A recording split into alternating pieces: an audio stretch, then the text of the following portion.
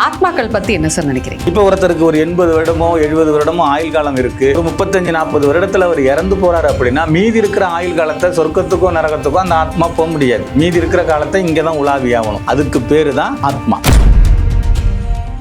உடம்புக்கு தான் அழிவு இருக்க தவிர ஆத்மாவுக்கு அழிவு இல்லை. இதை ரெண்டா பிரிப்பாங்க, புண்ணியலோக ஆத்மா, துஷ்மரண ஆத்மா. இப்ப புண்ணியலோக ஆத்மாவை நம்ம யாரை எடுத்துக்கலாம்னா, இந்த ஆத்மாக்களை ரெண்டா பிரிச்சு இந்த மாந்திரியர்கள் சில வேலைப்பாடுகளுக்கு பயன்படுத்துவாங்க. வெத்தலைகளை வர வச்சு பேசுறது இருக்கு, மையில வர வச்சு பேசுறது இருக்கு, தண்ணியில வர வச்சு பேசுறது இருக்கு. உண்மையாலுமே பாலடைஞ்ச இடத்துல ஆத்மாக்கள் இருக்குமா சார்? நிறைய இருக்கும். ஒருத்தவங்க இறந்து 10-20 வருஷம் ஆகுது, அவங்க கூப்பிட்டு பேச முடியுமா? தாராளமா பேசணும்.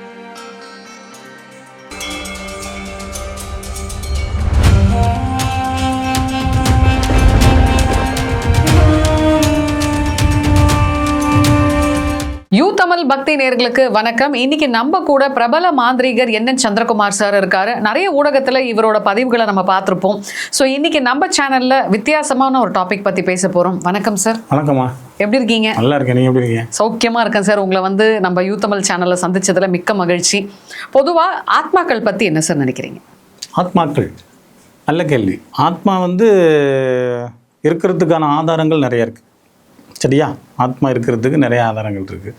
இதை உங்களுக்கு புரியுற மாதிரி சொல்லப்போனால், இப்போ நான் பேசுகிறேன், உங்களுக்கு கேட்குது. சரியா? நான் இறந்து போயிட்டா என்னால் பேச முடியாது, கேட்காது. அப்போ எனக்குள்ளே ஏதோ ஒன்று இருக்குது. சரியா? நான் சொல்கிற புரியுதா?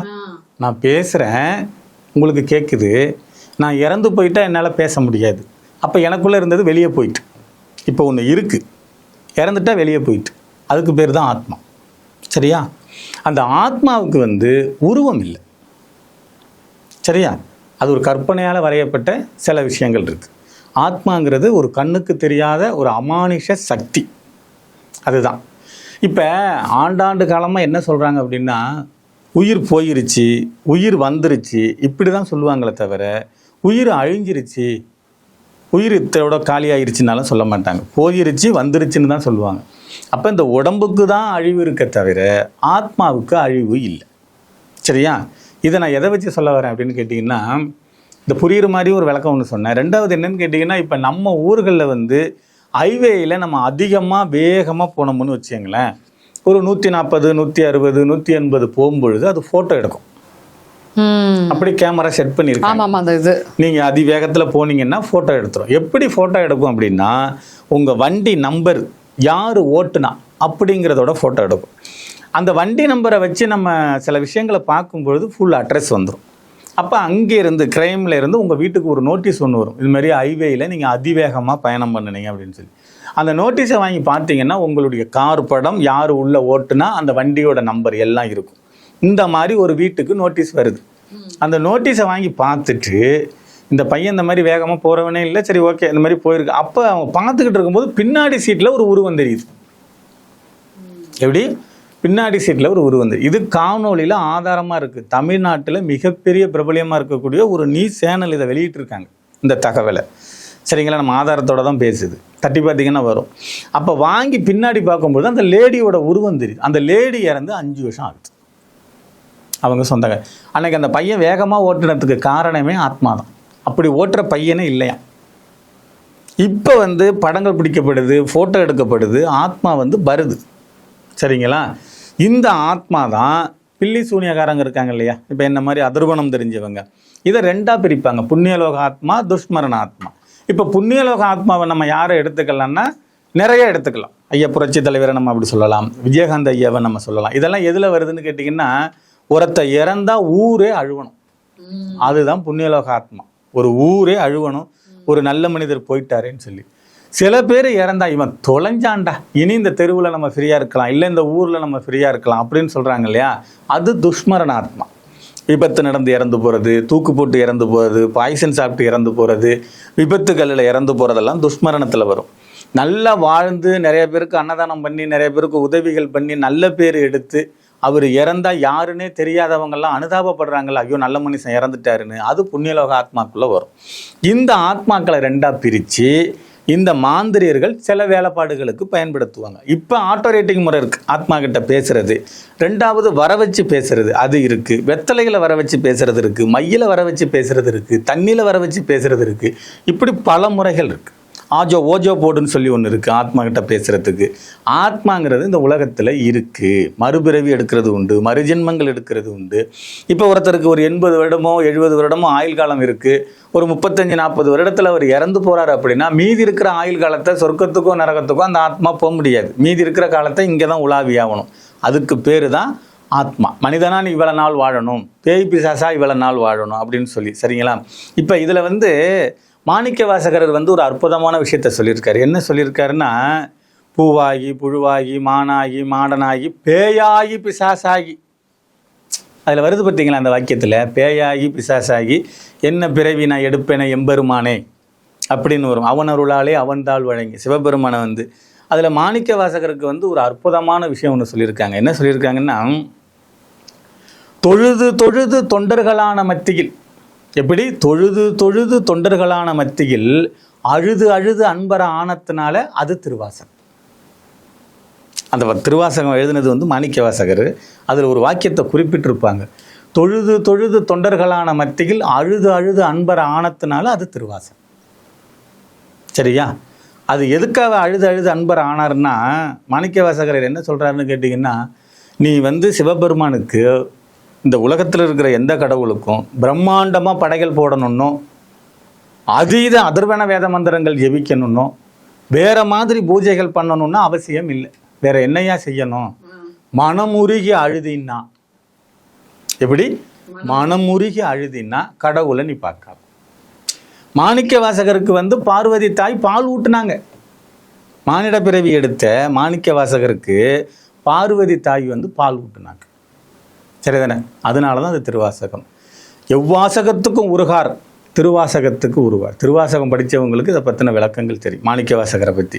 அந்த மாணிக்க வாசகரே சொல்லியிருக்கார், பூவாகி புழுவாகி. அதில் வரும் இல்லையா, 1 உயிர் 2 உயிர் 3 உயிர் 4 உயிர் 5 உயிர் 6 உயிர். 6 உயிருங்கிற மனிதன், 5 உயிருங்கிற மாடு இந்த மாதிரி, அப்புறம் 4 உயிர் வேற ஜீவரை. இந்த 1 உயிருங்கிறது பூ, அந்த பூச்செடி செடி வகைகள் மரங்கொடிகளுக்கு 1 உயிர்.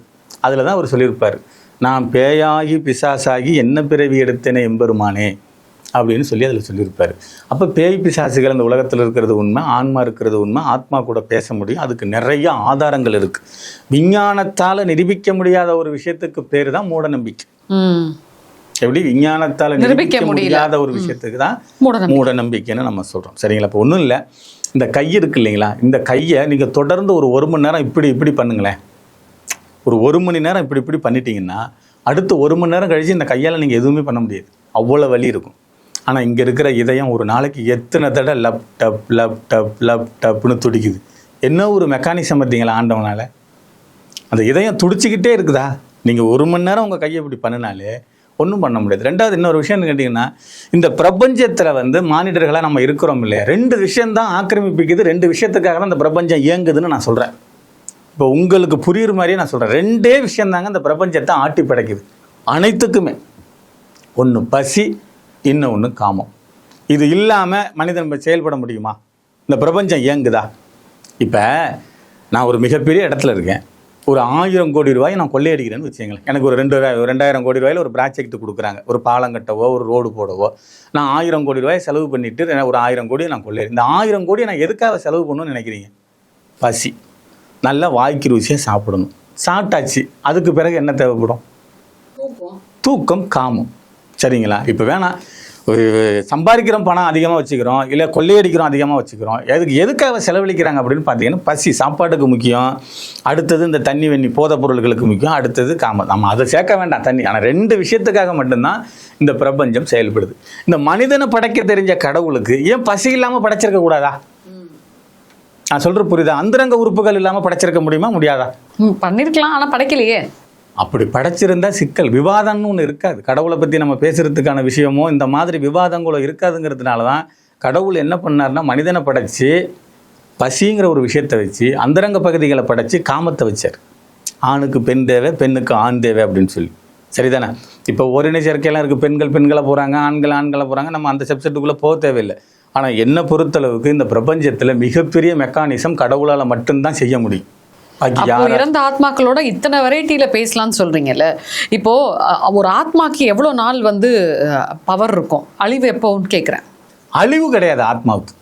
நான் தான் முதல்ல சொன்னேன்ல, இந்த உயிருன்னு சொல்லக்கூடிய ஒரு விஷயத்துக்கு அழிவுங்கிறது இல்லை. இப்போ உங்கள் உடம்புக்குள்ள கை இருக்குது, கால் இருக்குது, நரம்பு இருக்குது, இதயம் இருக்குது, எலும்பு இருக்குது, ரத்தம் இருக்குது, எல்லா விஷயத்தையுமே நீங்கள் காட்டிடலாம்.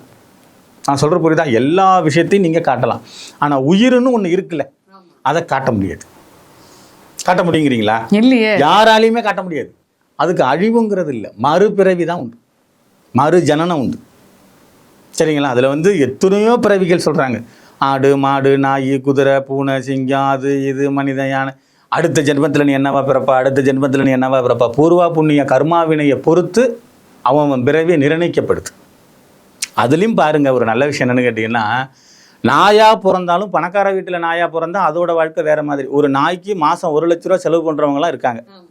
அதுக்குன்னு தனியாக பாது, அப்புறம் அதுக்குன்னு தனியாக ஆஸ்பத்திரி, அதுக்குன்னு காலைல உணவு, மத்தியானம் உணவு, சாயங்காலம், இதுக்கு ஆள் வேறு. ஒரு நாய்க்கே கருமா எப்படி அமைக்கப்படுது பார்த்தீங்களா? பூனையாக பிறந்தாலும் பணக்கார வீட்டில் பிறக்கும்போது அது எப்போ பார்த்தாலும் காரில் ட்ராவல் பண்ணிக்கிட்டு இருக்கு. எப்பேர் பார்த்த காவில் BMW வேற வேற காரில் போதா இல்லையா? சில பூனைங்க ரோட்டில் சோறு இல்லாமல் கிடக்குது. அப்போ இந்த நாய் பூனைக்கும் கருமா இருக்குன்னு நான் சொல்ல வரேன். எத்தனை நாய் வந்து சொறி நாயெல்லாம் எவ்வளோ நாய் நின்றுக்கிட்டு இருக்கு, நோய்வாய்ப்பட்ட நாய் எவ்வளோ நாய் நின்றுக்கிட்டு இருக்கு, கல்லடி வாங்குற நாய் எவ்வளோ நாய் நிற்குது. சில பேர் வீட்டில் புருஷனுக்கு கூட மரியாதை இல்லைங்க, அந்த நாய்க்கு ஏசி ரூம் தான், கார் தான். அதை தான் சொல்ல வரேன். நாயா பிறந்தாலும் கர்மா இருக்குது, இங்கே பூனையாக பிறந்தாலும் கர்மாவாக இருக்குது. இப்போ மனிதனாக பிறந்து வீடு வாசல் இல்லாமல் பிளாட்பாரத்தில் இருக்கிறவங்களையும் நம்ம பார்த்துருக்குறோம். ஒருவேளை சாப்பாட்டுக்கு சிரமப்படுறவங்களும் பார்த்துருக்கோம். இதே நேரத்தில் நாயாக பிறந்து எவ்வளோ சௌகரியமாக வாழ்கிற நாயை நம்ம பார்த்துருக்கோம், எவ்வளோ சௌகரியமாக வாழ்கிற பூனையை நம்ம பார்த்துருக்கோம். அப்போ இங்கே கர்மா இருக்கா இல்லையா, ஆன்மா இருக்கா இல்லையா, ஆத்மா இருக்கா இல்லையா? கர்மா தானே நிர்ணயிக்கப்படுது. ரெண்டாவது முக்கியமான விஷயம் என்னென்னு கேட்டிங்கன்னா, உங்களுக்கு ஆண்டவன் வந்து ஒரு 2-3 விஷயத்தை மட்டும் கொடுக்க மாட்டான். என்ன கொடுக்க மாட்டான்னு கேட்டிங்கன்னா, அடுத்தது நீங்கள் எந்த ஊரில் பிறக்க போகிறீங்கிறத நீங்கள் முடிவு பண்ண முடியாது.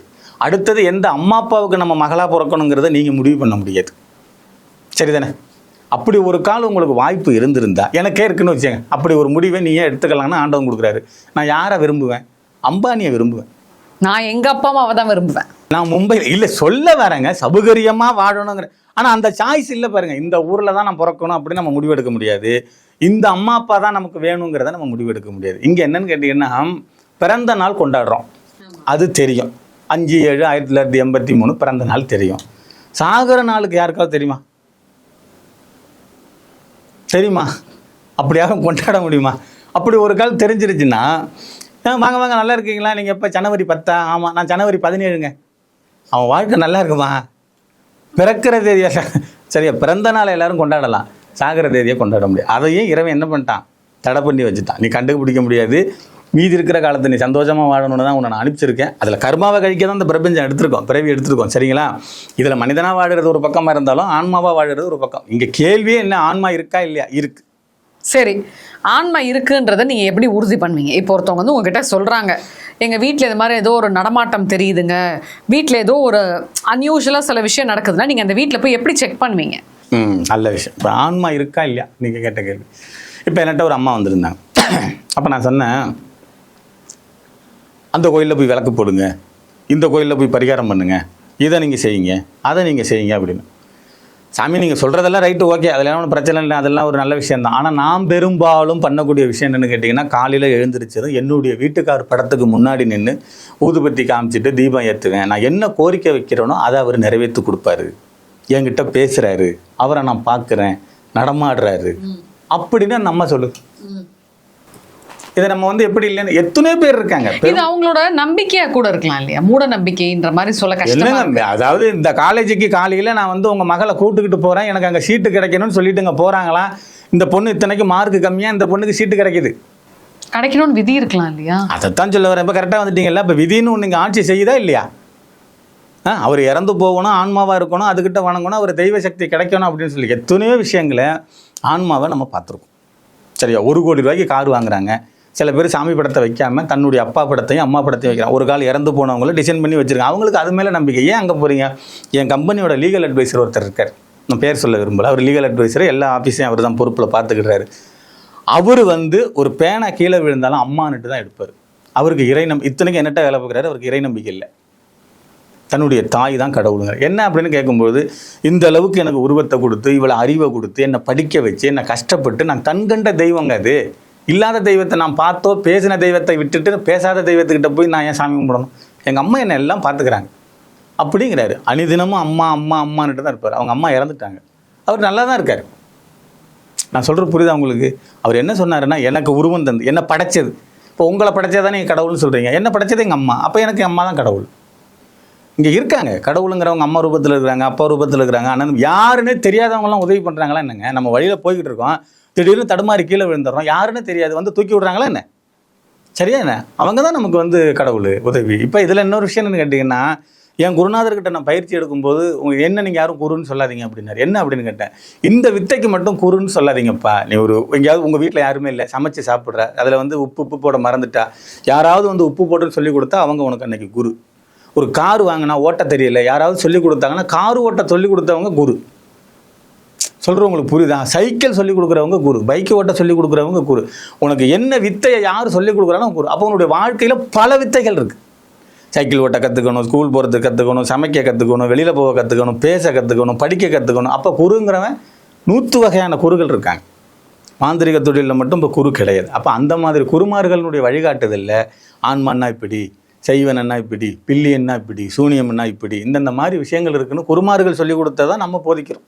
நமக்கு தெரிஞ்சதை நம்ம சொல்கிறோம். சரிங்களா? என்னை பொறுத்தளவுக்கு ஆணித்தரமான பதில், ஆழமான கருத்து என்னென்னா, இந்த பூலோகத்தில் எப்படி சீவராஜிகள் இருக்கோ அந்த மாதிரி உயிரற்ற நிலைமையில் ஆன்மாக்கள் வாழுறது உண்மை. ஓகே, ஆத்மா இருக்கிறது எப்படி நீங்கள் கண்டுபிடிப்பீங்க? ஆத்மா இருக்கிறது இப்போ ஒரு வீட்டில் வந்து சில நடமாட்டங்கள் இருக்குது, தீய சக்திகள் இருக்குது, வேறு மாதிரி இருக்குது, வேறு விஷயங்கள் இருக்குது, இணை புரியாத சந்தேகங்களாக இருக்குது, கருத்து வேறுபாடுகள் வருது, சண்டை சச்சரவு வருது, கடன் பிரச்சனைக்கு ஆளாகுறாங்க, பொருளாதாரத்தில் முன்னேற்றம் இல்லை, இப்படி பல விஷயங்கள் இருக்குது.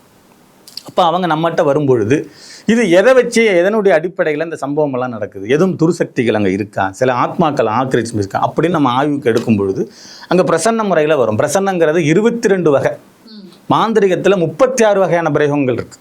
அப்போ பிரசன்னத்தில் 22 வகை இருக்குது. அப்போ அந்த 22 வகையில் அதில் ஏதேனும் ஒரு விஷயத்தில் அங்கே வரும். இதை நான் எதுக்கு நான் சொல்ல வரேன் அப்படின்னு கேட்டிங்கன்னா, நீங்கள் சென்னையிலேருந்து திருச்சிக்கோ, மதுரைக்கோ, நாமக்கல்லுக்கோ, சேலத்துக்கோ ஹைவேயில் ட்ராவல் பண்ணும்பொழுது ரைட் அண்ட் லெஃப்ட்டில் பார்த்தீங்கன்னா பெரிய பெரிய கட்டடங்கள் கட்டி பாழடைஞ்சு நிற்கும்.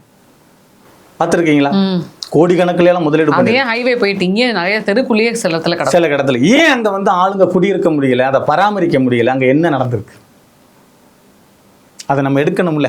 ஒருத்தர் நல்லா வாழணும்னு சொல்லி தான் பேங்கில் லோனை போட்டு அதை பண்ணி இதை பண்ணி சிரமப்பட்டு இந்த வீடை கட்டுறாங்க பிரம்மாண்டமாக. அங்கே குடியிருக்க முடியாமல் போகிறதுக்கான ரீசன், சில பேர் சொந்த வீடை கட்டி வேற ஆளுக்கு வாடகை விட்டுட்டு இவங்க போய் வாடகைக்கு இருப்பாங்க. ஏன்னு கேட்டிங்கன்னா, அந்த வீட்டில் இருக்க எனக்கு நிம்மதி இல்லை, சந்தோஷம் இல்லை, பொருளாதாரம் இல்லை, பிரச்சனையாகவே இருக்குது, நான் வேறு வீட்டுக்கு போயிடுறது போது எனக்கு நல்லா இருக்குன்னு சொல்கிறவங்கள கேள்விப்பட்டிருக்கீங்களா இல்லையா? இல்லையா? அந்த பொதுவான கருத்துக்கு வரேன். அப்படி சொல்கிறவங்கள பார்த்துருக்கீங்களா இல்லையா? எனக்கு சொந்த வீடு இருக்குங்க, ஆனால் நான் அந்த வீட்டில் இல்லை, இந்த வீட்டில் வாடகைக்கு இருக்கேன், அதில் வேறவங்க இருக்காங்க, இந்த வீட்டுக்கு வந்தது பிறகு தான் நான் நல்லா இருக்கேன் அப்படின்னு சொல்லியிருக்காங்க. அப்போ அவங்களையே அது ஒன்றும் பண்ணலை அப்படின்னா அவங்களுடைய அந்த குலதெய்வத்தோட அனுகிரகம், இஷ்ட தெய்வத்தோட அனுகிரகம், பூர்வபுண்ணியோட அனுகிரகம், கிரக சூழ்நிலைகள் நல்லா இருந்துச்சுன்னா அந்த தீய சக்தி அவங்கள ஒன்றும் அண்டாது. இவங்களுக்கு இங்கே இருக்கக்கூடாது, இந்த இடத்துல வசிக்கக்கூடாது, இங்கே பிரச்சனை கொடுக்கணும்னு நினச்சிச்சுன்னா இவங்களை இடம் விட்டு இடம் மாற்றும். சரியா? இதெல்லாம் ஆன்மாக்கள் குடியிருக்கிற இடம் தான் இந்த மாதிரி பாழடைஞ்சு கிடக்கும். உண்மையாலுமே பாழடைஞ்ச இடத்துல ஆத்மாக்கள் இருக்குமா சார்? நிறைய இருக்கும். ஆத்மாக்கள் அதீதமாக இருக்கிறதுக்கு வாய்ப்புகள் ஜாஸ்தி. இப்போ சில பேர் சொல்லுவாங்க பேயோ இல்லை அது மாதிரி ஆத்மாக்கள் இருக்கிறது வந்து ஃபோட்டோவில் தெரியும் அப்படின்வாங்க. இப்போ நிறைய பேர் ஃபோட்டோவோ வீடியோவோ எடுக்கிறப்ப பார்த்தீங்கன்னா அங்கே முட்டையாக ஒயிட் பபுள்ஸாக இருக்கும்ல, அதில் என்னது? அதில் உடன்பாடு எனக்கு இல்லை. பபிள்ஸ் வர்றது, முட்டையாக இருக்கிறதெல்லாம் அப்படி இல்லை. உருவங்கள் தெரியறதுக்கு வாய்ப்பு இருக்குது. வெள்ளை கலரில் தெரியலாம், கருப்பு கலரில் தெரியலாம், இல்லை ஆண் மாதிரி தெரியலாம், பெண் மாதிரி தெரியலாம், நடக்கிற மாதிரி தெரியலாம், போகிற மாதிரி தெரியலாமே தவிர தன்னுடைய உருவத்தை வந்து ஃபோனில் முட்டையாக காட்டணும்னு ஆத்மாவுக்கு தேவையில்லை. ஏன் அப்படின்னு சொல்ல வரேன்னா, அது ஆத்மாவாக போயிருச்சுன்னா அவங்களுக்குன்னு தனி உலகம், தனி ஜாமராஜ்யம், தனி பலம், தனி சக்தி. அது மனிதனை பார்த்து பயப்படணும்னு அவசியமே இல்லை. மனிதனையும் ஆட்டி வைக்கக்கூடிய விஷயந்தான் ஆன்மாக்கள். அந்த ஆன்மாக்களை போய் அது பப்புள்ஸாக தெரியணும்னு அவசியம் இல்லை. அப்போ இவங்க ஃபோனில் ஏதாவது கோளாறாக இருக்கும். சரியா? மற்றபடி ஆன்மாக்களை படம் பிடிக்கிறாங்க. இப்போ ஆன்மாக்கள் படம் பிடிக்கப்படுது. ஆன்மாக்கள் 10-20 வருஷம் ஆகுது, அவங்களை கூப்பிட்டு பேச முடியுமா? தாராளமாக பேசலாம். என்னங்க சொல்கிறீங்க? 10-20 வருடமா? நான் கேள்வியை சரியாக கேட்கல, சாரி. இப்போ என்னென்னு கேட்டிங்கன்னா 10 வருடம் கூட ஓகே, 20 வருடங்கிறது இல்லை. ஏன் அப்படின்னா ஒரு ஆன்மாவுக்கு வந்து மிஞ்சி போனால் ஒரு 7லிருந்து 8, 9 இந்த மாதிரி கணக்கிடப்படுது. அப்புறம் அதுக்கு பிறகு அவங்க மறுபிறவி எடுத்தாகணும். சரி, ஆன்மாக்கள் ரொம்ப காலம் வாழ முடியாது. அந்த ஆன்மாக்களுக்கு ஒரு குறிப்பிட்ட காலம் தான் இருக்குது. அடுத்தது பிறவி எடுத்தாகணும். அது என்ன பிறவிங்கிறது அவங்க கர்மாவை பொறுத்து இருக்குது. குதிரையாக பிறக்கலாம், ஆடாக பிறக்கலாம், மாடாக பிறக்கலாம், மனிதனாக பிறக்கலாம், என்ன வேணாலும் பிறக்கலாம். ஆன்மாவே ரொம்ப நாளாக தெரிய முடியாது, குறிப்பிட்ட காலம் வரைக்கும் தான். அதிக நாள் போயிருச்சுன்னா பேசுறது கடினம். ரெண்டாவது இன்னொரு விஷயம் என்னன்னு கேட்டிங்கன்னா, ஆன்மாவை கூப்பிட்டு பேசுறது எனக்கு தெரிஞ்ச முறையில் நான் சொல்கிறேன். ஆன்மாவை கூப்பிட்டு பேசணும்னு விரும்புகிறவங்க அந்த இறந்து போனவங்க கூட ரொம்ப நெருக்கமாக, அந்யூன்யமாக, பாசமாக இருந்திருக்கணும். அப்போ தான் அந்த ஆன்மா கூப்பிட்டா வரும். இவங்களுக்கும் அவங்களுக்கும் உயிரோடு இருக்கும்பொழுது 2 பேருக்கும் கருத்து வேறுபாடு பிடிச்சிக்காது, அவங்கள கண்டா இவங்களுக்கு ஆகாது, இவங்களை கண்டா அவங்களுக்கு ஆகாதுன்னா அந்த ஆன்மா வராது, கூப்பிட்டு பேச முடியாது. சரிங்களா? இவங்க மேலே அதீத அன்பு பாசம் இருந்திருந்து அவங்க உயிரோடு இருக்கும்போது இவங்க நல்லது கெட்டது பண்ணியிருந்தாங்கன்னா இவங்க கூப்பிட்டதும் ஆன்மா வரும். நான் சொல்கிறது ஆட்டோ ரேட்டிங் முறை, எழுத வைக்கிறது, தண்ணியில் பார்க்கறது, இந்த மாதிரி விஷயம் தான். தண்ணியில் எப்படி பார்ப்பீங்க? அது பூக்களை போட்டு அவங்க வந்து இறங்கிட்டாலும் என்னங்கிறத சிம்டம்ஸ் காமிக்கும். அதுக்கு பிறகு நம்ம பேச முடியும். அது கூட கற்பூர தீபத்திலையோ இல்லை ஆட்டோ ரேட்டிங் முறையிலையோ இன்னும் நிறைய இருக்குது. ஓஜா போடு, அது இது அப்படி இப்படி இன்னும் நிறைய. ஆட்டோ ரேட்டிங்கில் நீங்கள் பண்ணுவீங்களா? ஆட்டோ ரேட்டிங் பண்ணுவேன். என்னங்க சொல்கிறீங்க?